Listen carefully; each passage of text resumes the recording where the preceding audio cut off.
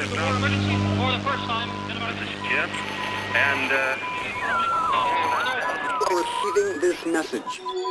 We are Ken Jennings and John Roderick. We speak to you from our present, which we can only assume is your distant past, the turbulent time that was the early 21st century.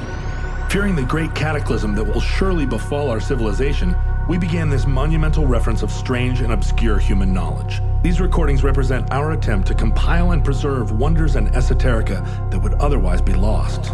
So whether you're listening from an advanced civilization or have just reinvented the technology to decrypt our transmissions, this is our legacy to you. This is our time capsule. This is the Omnibus.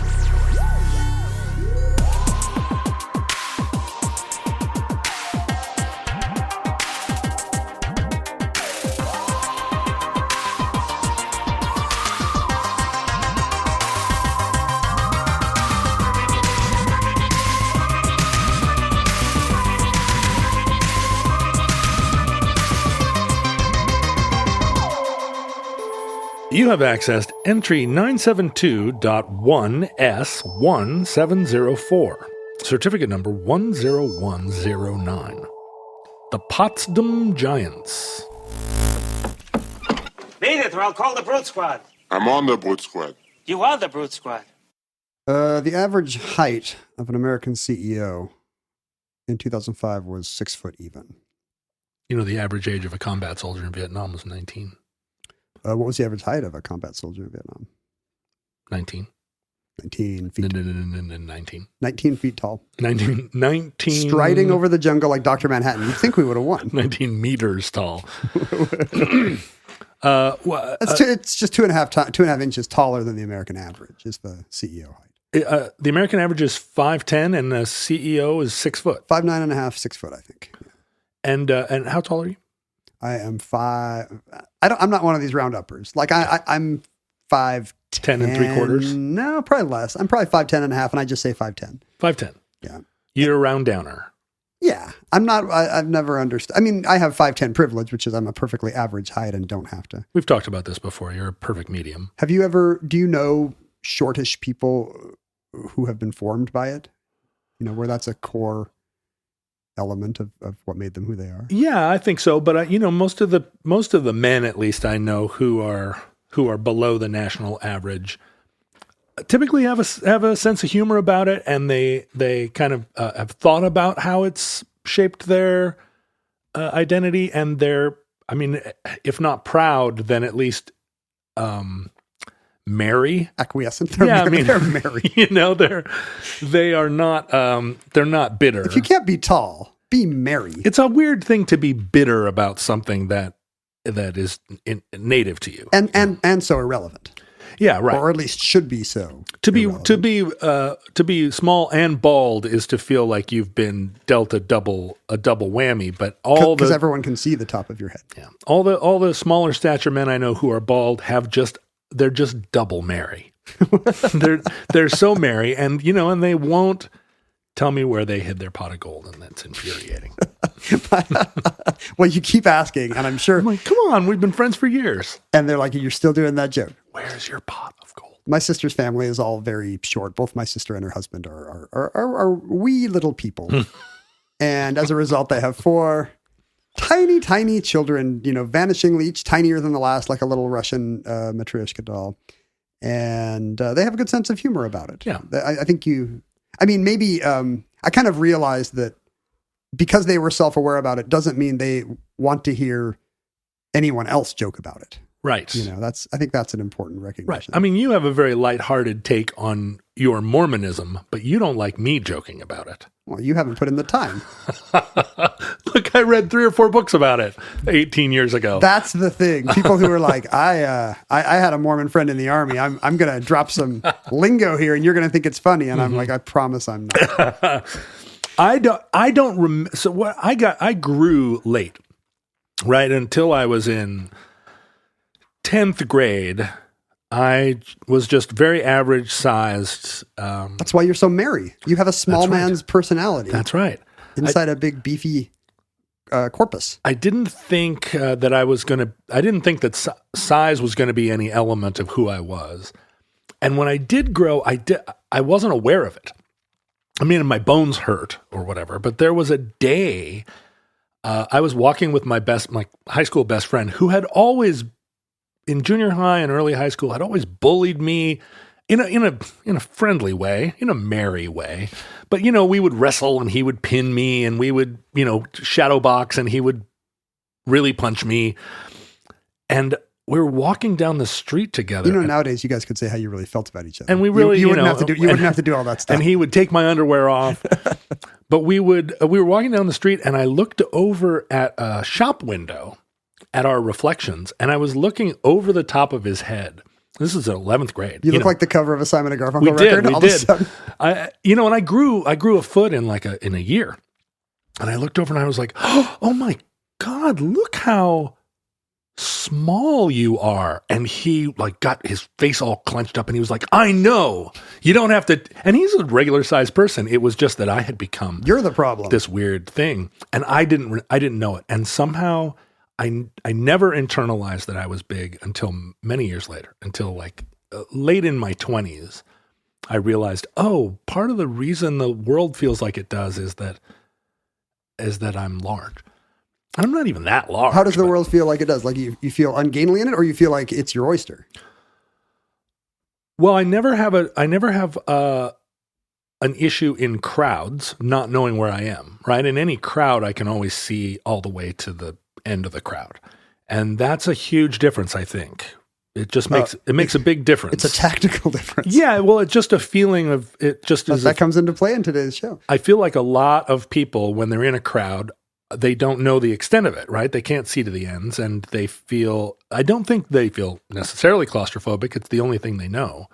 But being able to see always to the exits or to the edge is assassins coming in. You can always see the assassins. You can always make your way to the corner. The disadvantage, of course, is on an airplane. It's not anything that is made that's mass produced for humans is made for the mean, not for the edge. So nothing fits. And it does, unfortunately, have an impact on. This is perhaps more for men than for women, but at least in America, it still has an impact on outcomes like success and income. Only 3% of Fortune 500 CEOs are 5'7" or shorter. Fully 97% of CEOs have to be 5'8", or for some reason, the universe rejects you. It feels like a Malcolm Gladwell question where if computers could pick CEOs, they would do an infinitely better job based on 3 metrics. You wouldn't. If you were programming this, you would not put height in your top 100. Right. But you sit and you interview 5 people and they all come in and then the tall one comes in and you're like, ooh, look at that. Look at his chin. Well, my goodness. I mean, it certainly explains the abundance of mediocre leaders making bad decisions, right? They are just 6'2" guys with good hair and a good short game on the golf course. We were talking about it earlier. Neither of us are in corporate America, but we both have our places where we're proximate to it. Yeah.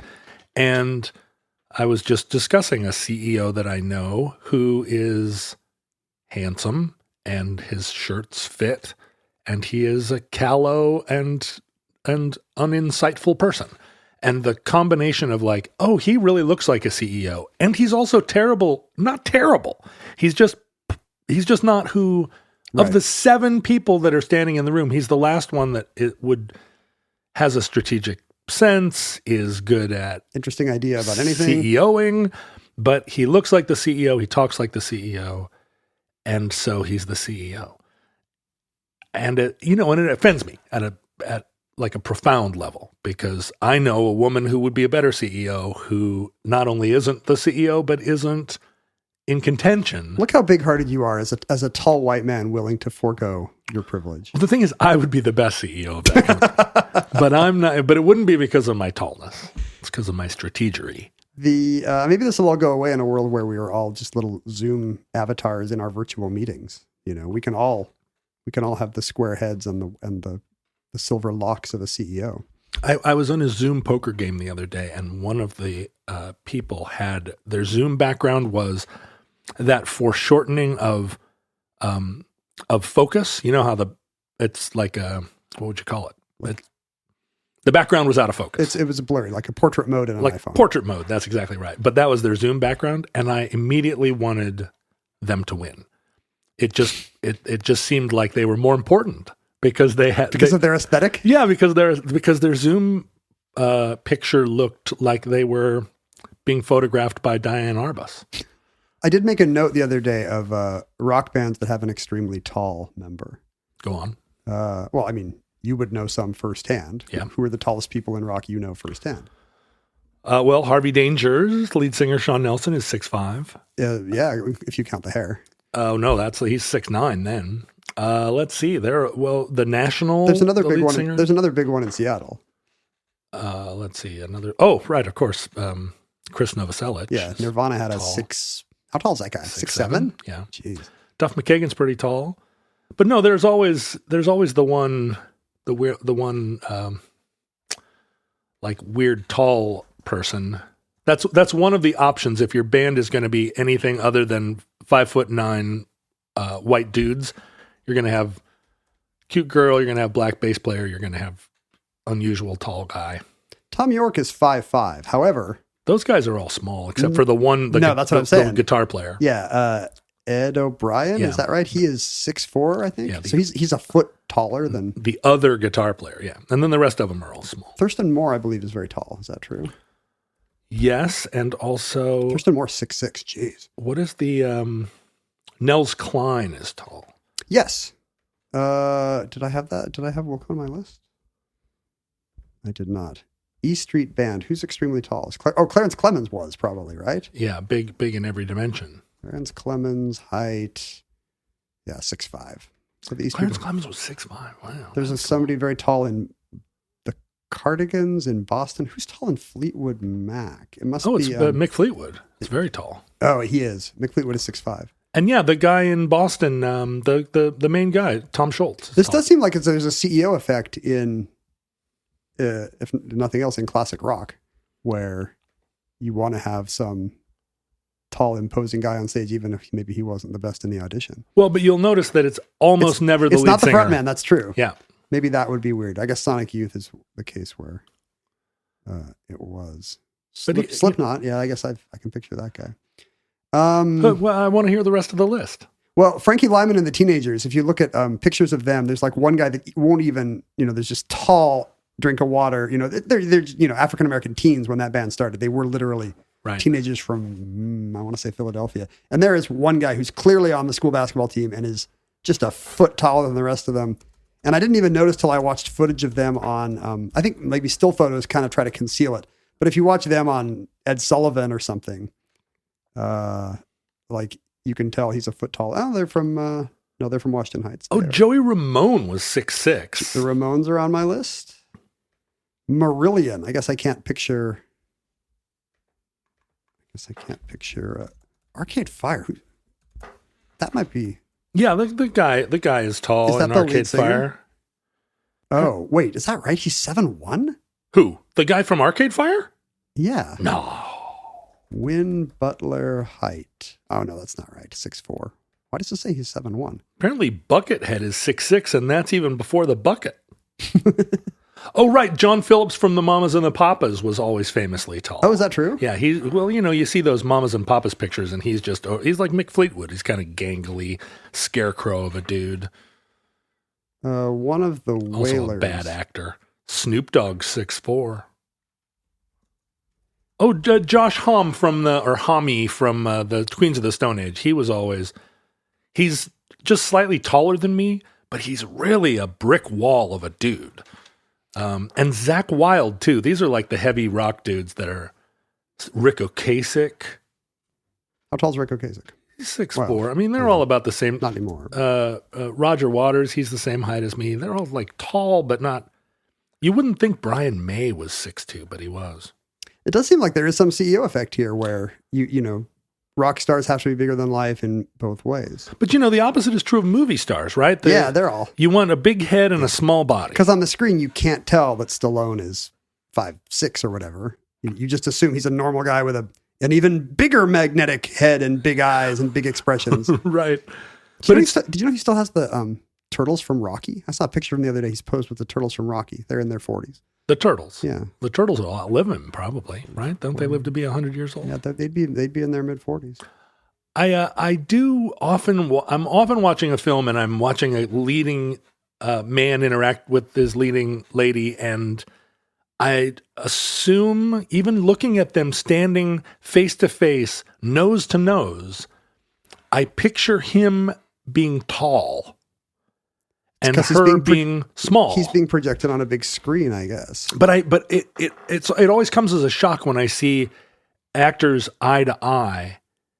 And I always think somebody's got to be standing on a box. But in fact, it's usually that they're the same height. Or the guy is standing on a box. Right. It must really limit the casting of the Mission Impossible movies.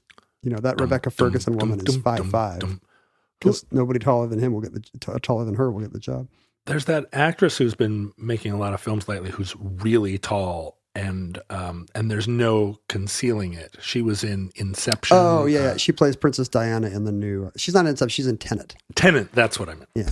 Elizabeth Debicki. She's Australian. Yeah, she's just like... She's literally 6'4". Yeah, no, that can't be. 6'3". She's very tall, and... she's playing Princess Diana, and... Princess Diana was not that. No, and Dominic West is playing Prince Charles, and he's only... he's 6 foot, but there's going to have to be some camera angles there, you know? Yeah. Because Charles is tall and gangly, taller than Diana.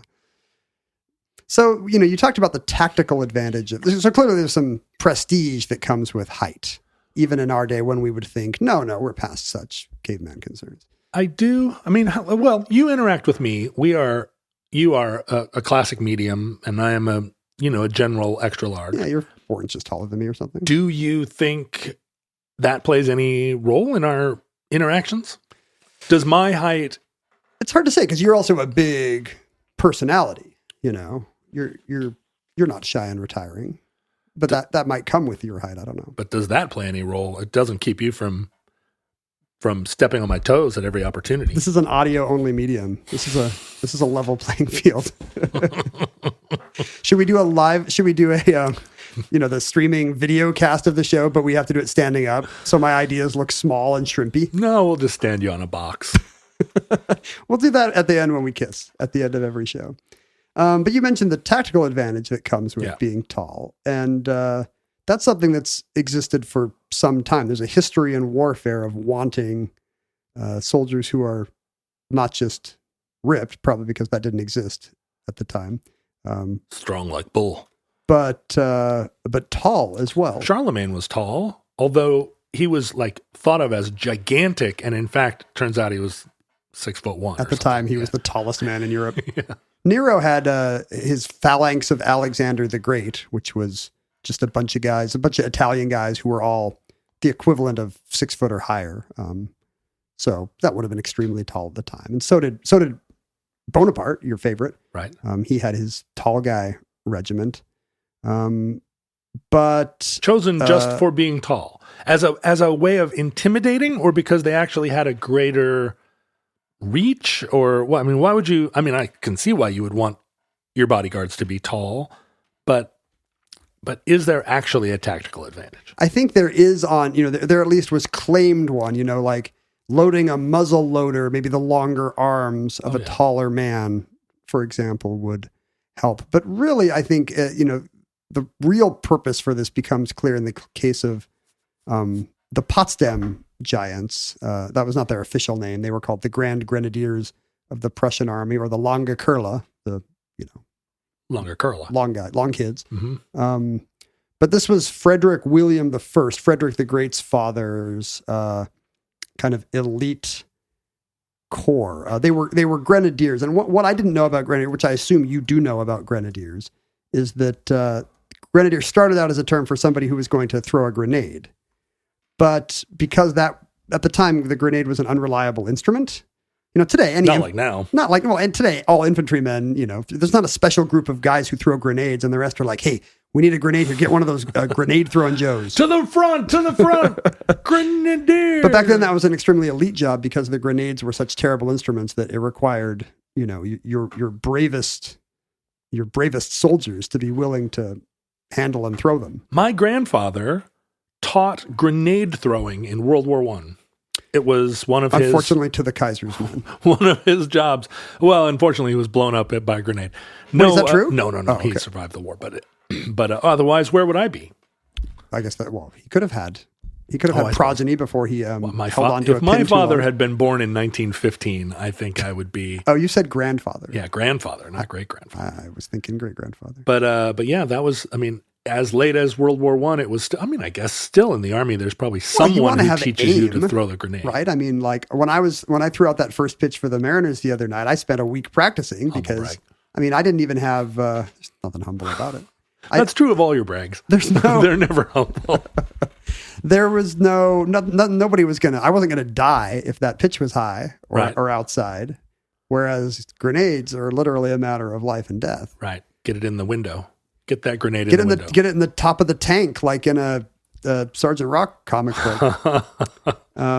But because of that, by the time grenadiers have been a thing since the 16th century, but by the time they became a kind of a standard unit of a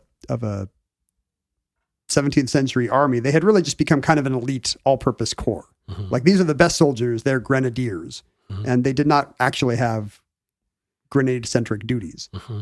And in the case of Frederick William I, who was the King of Prussia from 1713 to 1740, he liked his grenadiers tall. Mm-hmm. He famously said once, to me, the most beautiful girl or woman in the world is a matter of indifference, but tall soldiers, they are my weakness. Rawr. My weakness, Weakness. he might have said. So today, that he too could have been freer in his affections, I think, for a certain tall soldier, and he wouldn't have had to be impressed by girls or women. I mean, it's indicative of how much an army is sometimes the lover of a king, even more so than his queen. He can, maybe the queen is one of the few people he can't order around as freely as his army, right? Right. And Frederick William I was, accounts differ, but he was somewhere between 5'3" and 5 foot tall. Oh. So he was a small man, perhaps with a short man's typical sensitivity. Small man on a about gilded box. But in his case, it manifested itself as admiration toward the tall men in his army. He was called the Soldier King because he loved battle. The funny thing is, Prussia fought almost no wars during his 27 years on the throne. Mm-hmm. Brief intervention in the Great Northern War because he decided maybe Peter would give him a nice part of Swedish Pomerania or something if the war went well. But except for that kind of and that's like, that's like Argentina flying 6 guys into Kuwait or something, apart from helping out a little with Peter the Great's Great Northern War, there was no actual military, but he did strengthen the military. He created this big conscription service, so he swelled the size of the Prussian army. He increased there are a lot of tactical and technological advantages. Infantry would fire faster under this Prussian army than ever before in history. One could argue that being a militaristic king who spends a lot of time wearing, army medals and marching around and modernizing his army, who then does not fight in any wars, is actually the most successful version of a militaristic king, right? I mean, well, maybe he has a privilege that we don't know about. Maybe if he'd actually had to go to war consistently during his reign, we would know what a terrible military leader he was.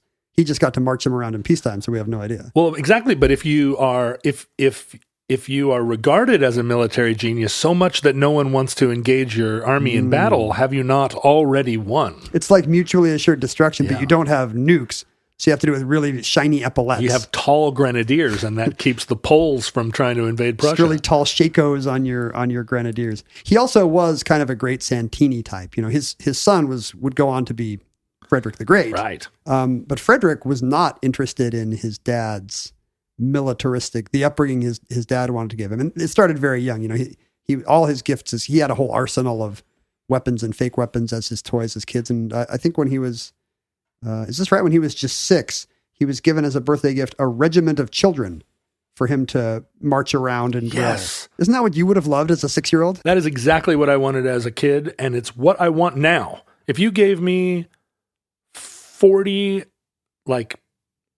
14-year-old boys to march around in uniforms and give orders to, I don't think I would have any, I would never get into any other scrapes. You could make them work in your backyard and clear brush. Yeah, and when I came into a cafe or whatever, 4 of them would go in first, and then they would click their heels. Then I would walk in, and there'd be 10 of them out front. But demographically, the nation cannot provide every person our age with, what do you want, 20, 14-year-old boys? Who says every? The whole point of it would be that I was the only one that had it. That doesn't seem fair. What, every single middle-aged guy is walking around with 20 boy soldiers? Well, what have you done to merit it? Why you? What have I done to merit it? You just think you would enjoy it more than most people. I have 4 podcasts. I guess if you enjoy it more than most people, there is a utilitarian good into giving those foot soldiers to you. Yeah, this is one of the things I wonder about billionaires. There are so many billionaires now, and they have so little imagination. They don't dress with any flair. They don't do anything cool. They go to space. Some of them. But if I was Richard Branson, instead of surrounding myself with beautiful stewardesses, wouldn't I outfit a little mini army of first of all, what you want to do is you want to design military uniforms that are in pink and yellow, so they really stand out. This whole green and black thing, so boring. Pink and yellow military uniforms. The kids will hate it. Well, I feel like the cops should wear pink and yellow, and they would hate it too, but it would tame them a little bit, and it would make them more visible in the streets. And you want to tame your little cadet corps here? I think that's a little problematic, but no, I want them to stand out when we walk in. Problematic for 10 minutes. I suppose so. I mean, it's part of their education, right? Then they go on to a good university. It's not like I'm going to be fondling them. I want them to. You want to give them scholarships? Yeah, I want to give them scholarships. I want to teach them how to. Drill team is a very important part of a young person's education. You want to teach them how to chop firewood? Actually, and they don't even all have to be boys. I think it should be a plethora of genders in my little honor guard. Only listeners will know whether this is more or less problematic. 14-year-old boys and girls. If I were a billionaire, I would just spend that money on a little bit more interesting, accoutrement. The funny thing is, the future Frederick the Great hated this. He hated having this overbearing dad who gave him a little mini army marching him around, as a lot of kids would, because he was a lover, not a fighter. He had the soul of a poet. I suppose the key element in this story is that he was also a boy and I am not a boy. So it would be different for him to have a little army of boy soldiers. Lincoln because did this, he was right? a boy. Didn't Lincoln let his son go to War Department meetings and they all had to give him little ponies to ride around and call him Major or something? My dad took me to meetings of the Alaska Railroad executive committee, and I listened to them talk about lolocomotives, but they didn't give me any authority. That just seems boring. That would be me sitting coloring with a legal pad, hoping my dad's meeting ended soon. That's what happened. In this case, Frederick the Great, the future Frederick the Great, currently Frederick the Small, just hated it, actually tried to escape to England at one point. His dad found out and executed the tutor that had tried to help him. Troubled father-son relationship, because even though Frederick Wilhelm I was never really fought a war, he was an extremely military-minded dad. He never fought a war, but he had an F-150 all jacked up with a Punisher skull on dad on the hood. Yeah, exactly. And mindful of these historical precedents, Nero and Napoleon and so forth, having a troop of really tall men, he decided he wanted to have history's best troop of the tallest men possible. This is Frederick the Great? No. This is his father. This is his dad. Frederick the Great is still a small boy plotting escape to... this would be pre-Napoleon.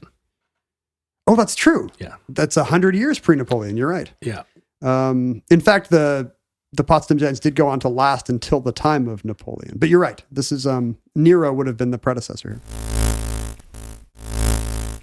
So he instituted a corps called the Grand Grenadiers, where you had to be 6'2" or taller. I'm in. Which was, you just made it. But you would not be one of the more elite members because they were paid very well. They got the best stipend and the best food and the best everything available in the Prussian army. However, they were paid according to height. Oh. So the taller you were, So you had to be 6'2", but there was no Right. top limit. You would be the put upon latrine cleaning corporal. Hardly. You'd be the shortest guy there, and that's just how it worked. No, I have that CEO visionary mane. They didn't have that. He put them all in 18-inch caps, so they would look even taller. Upwards of 7 feet. And again, they didn't really have any important duties. He didn't, even though on paper, oh man, these longer arms and better vision will really help. But really, what he wanted them to do is maybe just march around a lot in their nice-looking uniforms. Do you remember when American basketball teams started to source super tall people from around the world, but with no basketball experience? Yeah.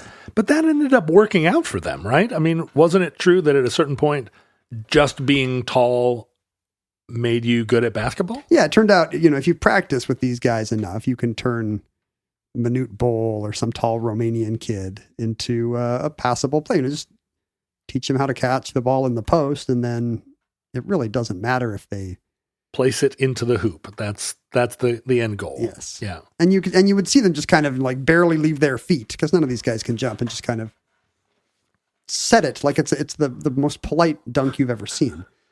And warfare was different at the time. A soldier wouldn't have to like crawl through the mud and sneak up into a tree or whatever. Everybody, soldiering was just like stand in place, point your rifle with these other guys. I mean, a typical troop of grenadiers actually would have, some siege warfare or trench warfare Wait, it wouldn't even be a rifle insofar as it existed. Yeah. It's pre-rifle. Oh, so exactly. It would have been musket. It's right? a musket, yeah.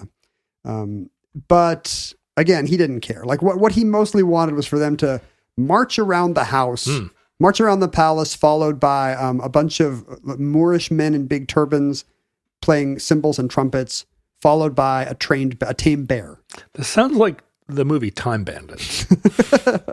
It cheered him up. Uh-huh. Like as much as you and I are cheered up to watch Time Bandits, he would be having a rough day in the palace because his emo son is yelling at him again. Mm-hmm. And then he would be like, let's see the trumpet, the tall guys, then the trumpet guys, then it's like Ian Holm as Napoleon. Yeah, it's like the living room of J.F. Sebastian, where he's got all the little Prussian soldiers. Of course, they're all very, very small, but that's what you'd have to do if you lived in an apartment. Well, back then you did have those like doll-like automata. Like rich people would also have little robots like J.F. Sebastian. But this is exactly what I'm talking about. If you were a billionaire today, why wouldn't you have an army of tall, very nattily and well-appointed 18-inch tall hat-wearing soldiers marching around with a bunch of turbaned courtiers followed by a trained bear? Well, it would be problematic to have all the turbaned guys, I think, today. Yeah. You could have... I mean, everything's problematic, but I would say in this case, especially so, if you're a billionaire who wants to see 100 people of color play trumpets for you. But look, it's not a thing that you do like before a press conference. This is just what you're doing at home on your aircraft carrier. This is what you do on your Epstein plane or whatever. Yeah, you hold auditions. It's not a thing. You haven't captured anybody. If the pay really was a sliding scale based on height, his highest paid officer would have been, according to Scandinavian legend, the Finnish giant Daniel Kajanus. At 7'8", the tallest man known in Europe at the time. Can you imagine? 7'8". I mean, 7'8" would make him the tallest person in the NBA ever. Is that right? There's never been a basketball player taller than 7'8"? I think... At a certain point, your bones start to break down, I think right? they usually list the two tallest at 7'7". Wow. But, according to legend, Kajanus joined this Prussian corps, although I don't know if there's actually any records to prove this. The problem is, how do you get these guys? If you want a couple thousand 6-foot-something guys marching around with a bear, how do you get them? Some were just volunteers from around. Sure. Word gets out, so you hire tall people. They stand out in their villages. They might have already been in the army, and they could be transferred to this particular unit. That's easy. Some of them were recruits or deserters from other armies. Word would go out around Europe that you would get treated and paid better. A tall soldier would get treated or paid better fighting for the Prussians. And back then, nationality didn't matter. You could just switch sides whenever. In some cases, these were gifts given from Frederick Wilhelm's allies. Oh, yes. He would go, Would well, you I know what you're into. Would you like a tall soldier, my friend? The most famous case is Peter the Great received from German craftsmen the famous amber room of, maybe you've heard of it, just this crazy gilded chamber that was in the palace in St. Petersburg for many years until it disappeared during World War II. I think there's a replica of it on display now. You know, Peter the Great was 6'8", Also tall, yes. but he couldn't. He had another job. He couldn't become one of the Prussian. But Peter the Great seems like Potsdam a case where, guards. He doesn't just seem like a tall yo-yo put in charge. He modernized Russia. It's right there in the name, the Great. He's not Peter the Tall or Peter the Dumb. I wonder if there's the kind of feedback loop that comes with somebody who's just treated like they're good and special and has good ideas their whole life. Some of them turn out to be terrible and end up murdering sex workers or whatever, but some of them actually turn out to be self-fulfilling prophecies. Yeah, where they I feel are like they are strong personalities with good ideas. Yeah, standard deviation suggests that if you put enough tall people in CEO positions, once in a while you're going to get lucky. I'm just saying actually treating them as if they are CEO-worthy people will make some of them rise to the challenge. Oh, probably. I mean, the human beings aren't that different from one another. Right. And so, yeah, you throw enough Peters at a wall, one of them's going to be the Great. So Peter sent some of his soldiers that were shorter than him, but still taller than the mean, to Germany in return for a very nice amber room. Oh wait, the amber room is a result of a tall soldier trade? Yeah, and an amber room to be named later. Oh my goodness, the amber room. That could be an omnibus It entry. certainly for sure. should be. Especially because of its strange fate. But this did not swell the ranks of the Potsdam giants as much as Frederick Wilhelm hoped, which means he had to resort to other means. His genetic manipulation. Well, that comes up later. His agents scoured the countryside trying to find strapping-looking village sons or farmhands. And then, exactly, they would just negotiate with parents and or farmers to essentially buy these people from them. And money being scarce and times being what they are.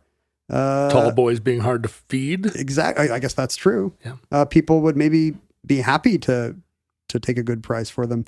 One history of the time says that these agents were, in the eyes of the people, eager almost as the Jesuit hounds are. You know, the Jesuits going around trying to save souls. Yeah. But in this case, it's ambassadors of the crown going around looking for who's the tallest guy in the public house. Well, now you've been into 16th and 17th century half-timbered homes.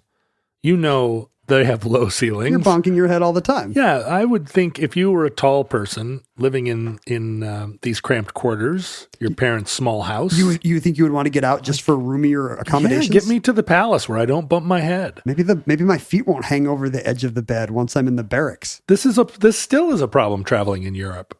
For you. Yeah, you get a hotel room and your feet are hanging off the edge, or worse, they have those footboards. Like, why does a bed have to have a footboard? It's not a cradle. And it's not usually the same height as the bed, right? Isn't it something lower than the bed? But what it does is it keeps you from being able to lay on the bed if you are taller than 5'7". This is a tangent, but I am just maddened by Europe's refusal to put wide beds in hotels and to put sheets on the beds. You either get a duvet that's too hot or nothing because there's no sheets on the beds anymore. So last night, it occurred to me, I'd always wanted to live in Trieste, and I was sitting kind of staring out the window of my house, and I was like, well, why don't I live in Trieste? It's one of those things where you say, well, why postpone your dreams? Are you waiting for someone to come and say, John, I just bought you a house in Trieste? No, I've always been waiting, to stand on a train platform and there's a beautiful woman across the way and I go, where are you going? And she goes, Trieste.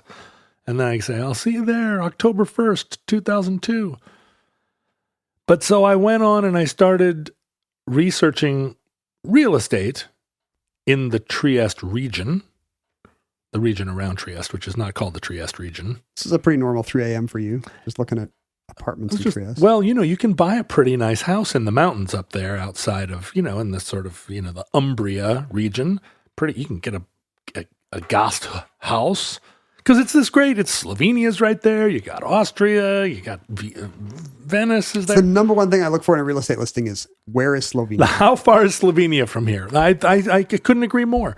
And I was looking at some of these properties, and I saw one that actually had a real king-size bed, not two twin-size beds pushed together. Yeah, two like very narrow twin-size beds. No, pushed no. together. An actual, somehow they had sourced a real king-size bed, and I thought that they stopped king-size beds at the border in Europe. They must have smuggled it in through Constantinople. Yeah, it came across the sea because it was the only one I've ever seen, and I rejoiced. I was like, this maybe is a sign. Maybe this is my house in Umbria. But then I started Googling something And they will else. list them as king-size beds to fool unwary Americans. Yeah, and then you get there and you pull the sheets back and you're like, this is just two twin beds. They just pushed the narrowest beds they had together, and they kind of made a queen. How do they, they're tall people in Europe. How do they live? Europe actually had kings and queens, and they can't, to this day, they can't tell the difference. Thank you. We don't even have kings and queens. We just have their beds. We have California kings. Yeah. Elon Musk. In order to, right. In addition to, they would also get them younger. In addition to sons and farmhands, if people gave birth to unusually long babies, newborn boys in Frederick Wilhelm's Prussia would have little red scarves tied to their cradles to mark them for visiting dignitaries, so they knew who to keep an eye out for in the village. If they were long babies. Yes, a promising long baby.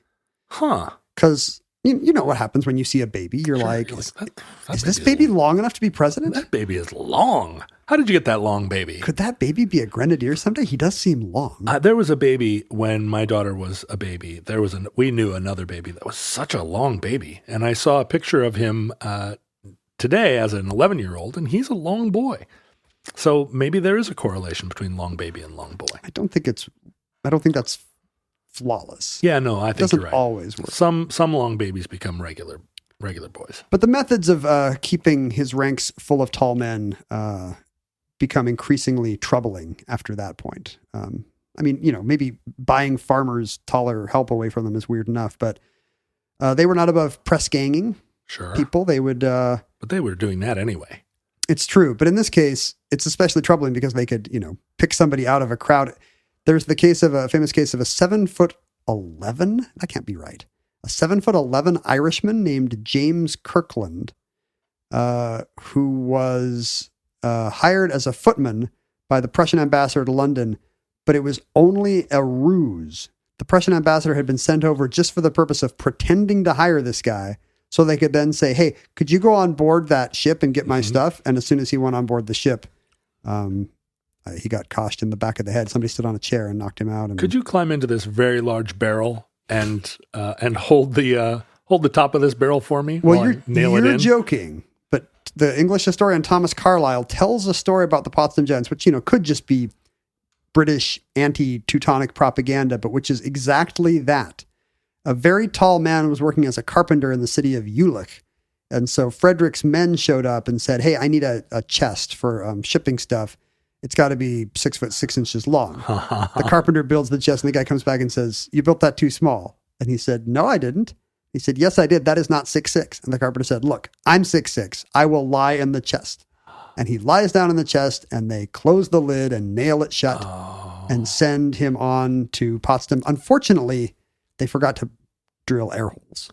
You're kidding. No, and tall people cannot transpire through their skin. They have a lot of amazing powers. I don't. But it's one of the things about tall people. They need to breathe. They need oxygen, it turns out. I'm surprised he arrived dead. They didn't make a little door where they could put bananas and water in there. Yeah, it must have been where's Jülich? I mean, maybe it wasn't that far a journey, but he certainly needed air for those hours in transit. I bet that carpenter was rueing how good his work was. Tall priests would be persuaded at gunpoint to give up the cassock or whatever it is that really priests persuasion had. At a point where you're pointing a gun at somebody, are you persuading them? Let me ask you this. Would you say that was persuasive? Because if it was persuasive, then I guess they were persuaded. I suppose. I feel like persuasion is a word that should have some boundaries. They should be wheedling them? Yeah, I feel like that's more. I mean, where's the line between persuasion and force? You got me. We talk about that all the time in our culture today. I hope not. Oh, like in other realms. well, I don't have to. You and I don't talk about it, but No. we're gonna have to just throw this whole episode in the garbage. It's all you talking about how many 14-year-old boys you want trailing after you when you walk into the malt shop. But that was not the worst thing he did. Press ganging was the least of his offenses. He tried to create taller soldiers by putting soldiers on the rack. And he would apparently just sit and eat his lunch and watch people painfully stretch. As a person at the lower end of the potential tall soldier demographic, would you do it for the pay raise? I object to this very strongly. You could, if you did it, maybe you would start to get the paycheck of a 6'4" grenadier. It's not worth it. No, thank you. I don't think it's. I think when you get stretched on the rack, I don't think it's a lasting stretch. And here's the final way he got taller soldiers, or tried to, which is what it's principally remembered for, because Charles Darwin uses it as a test case in The Descent of Man. He started a eugenics program to hopefully breed taller soldiers. He found tall girls and put them together? He would find, well, no, that wouldn't work. Oh, two tall girls. I see what you're saying. No, he found tall girls and he Do I need to explain this to you? Introduced them to tall boys and tried to see if they liked each other? That's right. And I don't think there was that much free will involved in the dating game. It wasn't a thing where they were like he had a dance or whatever, and they only invited tall people. He had a long computer dating system for the tallest Prussian women and the tallest Prussian men. No, he instituted a breeding system where tall women were introduced to his tall soldiers. Good heavens. And Charles Darwin in The Descent of Man refers to this as the only time that his natural, those kind of evolutionary principles have ever been put into practice with human beings. The only time? Which almost certainly shows that Darwin lived a very sheltered life. I mean, we now know some pretty ugly things about, whole breeding farms that were created by Virginia slaveholders, for example. Right. Chattel slavery here, we think of it as an import for the southern states, but in fact, they would be a valuable export too if you could produce future slaves. So, big income source for the slaveholder and his economy would be to, breed new slaves, which he could then just sell as clear profit, which is just horrifying. But yeah, So wait a minute, you're against slavery? Just to be clear, okay. This is one of the most repugnant things I can imagine. Okay, good. But there were breeding farms set up, and with all the abundant abuses you would expect, that the rapes on the part of the white overseers, and choosing partners based on their perceived fitness to produce valuable offspring. They treated it exactly as they would somebody today who would be trying to produce a better racehorse or fitter cattle. Right. So disgusting. But Darwin says, nope, the only time this has ever been attempted was that eccentric king trying to produce taller Prussians. Anyway, so this was just a main aim of his army, was to produce tall men to put 18-inch hats on. So at this point, decades. he's expanding it beyond just having an honor guard that marches around his palace, and is now trying to create a super army of Teutonic warriors. Yeah, he wants thousands of these men, even though really they never fight. And the taller, the better, I think, because that's prestige in his eyes. My army can look over the head of your army. After his death, his son Frederick the Great became Frederick the Great, and cared much less about these kind of military matters, as his childhood would suggest. He was still, the Potsdam Giants, the Grand Grenadiers, did stick together as a unit. I mean, they were eventually downgraded to a battalion, but there were more wars fought in this period than there ever were during the Soldier King's reign. They would have fought in the War of Austrian Succession, in the 7 Years' War. In fact, they were not disbanded until the 19th century, after some decisive Prussian losses to the French during the Napoleonic Wars. And did they have any kind of better results on the battlefield? No, history is entirely silent as to, if anything, having effectively served as a honor guard, color guard, army, royal mascot kind of a thing. Maybe they were less well drilled or less valiant under fire than the real soldiers would have been. Mm-hmm. So, since you think your path to success is surrounding yourself with an honor guard of, I mean, you didn't say you wanted tall people to surround you. No, In fact, maybe you would prefer them to be short I would. to make you look taller by comparison. That's right. The Chris Novoselic tactic. Yeah, absolutely. And I should say that a pink and yellow uniform is also what I would be wearing. I mean, I think pink and yellow are their colors that really befit me. In my picture of this, they're kind of wearing, short shorts and knee socks like a 1930s era scout corps, whereas you look more like a South American generalissimo. You've got a pink and white, hat with a lot of scrambled eggs on it. And well, I feel it's more Austro-Hungarian, right? It's not. I don't want to look like a generalissimo. I want to look more like a archduke. what's the hat? In a situation like that, I think I generally am more or less hatless, but maybe a tricorner hat. Wow. Well, I guess people will see you coming. If the future perhaps has record of a unusual man in a tricorn hat, a pink and yellow uniform and a tricorn hat, followed by a squad of young girls and boys unrolling a pink and yellow carpet for him as he strode into Home Depot. It would be an unusual look in Seattle, but I'm already tall. And that concludes the Potsdam Giants. Entry 972.1S1704. Certificate number 10109 in the omnibus.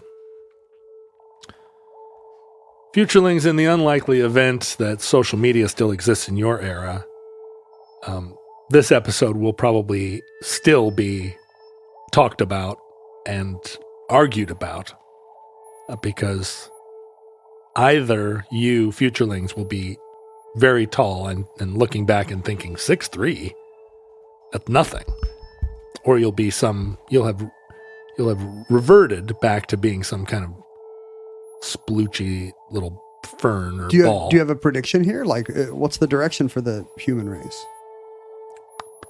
I mean, we've been getting taller in the past 100 years just due to less malnutrition of children and maybe more red meat for strapping Dutchmen. Right, but also with the current heat waves and firestorms and so forth, don't you want to be a smaller creature? I was just thinking that. I mean, megafauna evolved because things were going great. There was nothing to eat them and lots of stuff for them to eat. But the only reason that mammals even survived was that they were little rats that could hide in dark holes. That's exactly right. So it's the tall ones that are going to have trouble perspiring in the humidosphere of future Americas. You think you're ready for doomsday, but in fact, you just have too much surface area. Yeah. You're going to become banging on the door of my bunker, and I'm going to slide open that little grate and ask how tall people are, and I can't let anybody in over 6 foot. They're not going to survive. So I imagine futurelings are going to be small, and they're going to be, and they'll probably not photosynthesize, given how choked the atmosphere will be with smog and the smoke of forest fires. But there will be abundant carbon dioxide for them. They'll love that. That's true. They'll love all those greenhouse gases. That'll be like that would be like butterscotch pudding to them. I think we come back to algae and ferns over and over. Pink slime, pink mold. Well, anyway, pink mold of the future. I apologize for everything I said in this episode. If you still have social media, God, I'm so sorry. How did we not eradicate it in our own time? But you can find us at Ken Jennings and at John Roderick, at Omnibus Project, various places. You can find us on Patreon at patreon.com/Omnibus Project, where you can help support the show with your generous contribution and in return get sort of an unlimited access to Ken and less so to me, but you can come in my bunker if you're 5'11" or shorter. 5'11" or shorter. You can find me on Patreon at John Roderick. You can email us at theomnibusproject@gmail.com. You can hang out with other futurelings, hopefully other futurelings that are also small enough to survive the coming apocalypse. Don't hang out with tall futurelings because the the bell that tolls for them.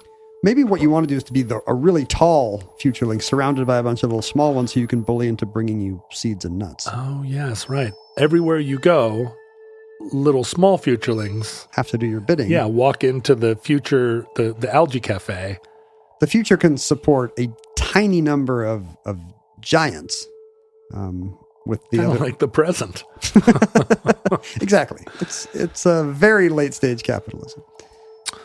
Was this show a suggestion, or did this spring from your mind? No, this was the show was suggested by Daniel, a listener who contributed to the Patreon. And if you give at the Washing Bear level or above, once a year you get to suggest a show topic, a concierge service we provide. Mm-hmm. And, we work with the futurelings to make sure that the shows fit the omnibus ethos. But of course, they've heard the show and have a pretty good idea. Although somebody the other day did suggest a show we had already done. Really? Somebody said you should do a show about Hikikomori, the young Japanese hermits of Japan. And I said, we have already done a show about Hikikomori, the young Japanese hermits of Japan. But luckily they had a few other suggestions. There are a lot of collaborative shows. Process. They can't possibly have listened to them all. Usually when someone suggests a show to me, I end up doing a different show where I tangentially reference the show that they mentioned. But don't let that inhibit you from giving to our Patreon and suggesting shows. It still counts. It still counts. We still talk about your thing. Yeah, if I mention your thing at any point in the show while I'm talking about the airplanes of the Cold War, then even if it's just to say, we will not be discussing Hikikomori. And finally, you can send us actual physical media, including, we get all manner of mail here, and it brings us great joy. It's a delight to open your packages. It's an old-timey thrill to open physical mail. Mm-hmm. And to read your postcards. And you can send that stuff to us at P.O. Box 55744, Shoreline, Washington, 98155. Listeners, from our vantage point here in the taller, more distant past, we have no idea how long our oversized civilization survived. We hope and pray that the catastrophe we fear may never come. If the worst comes soon, however, this recording, like all our recordings, may be our final word. But if Providence allows, we hope to be back with you soon for another entry in the Omnibus.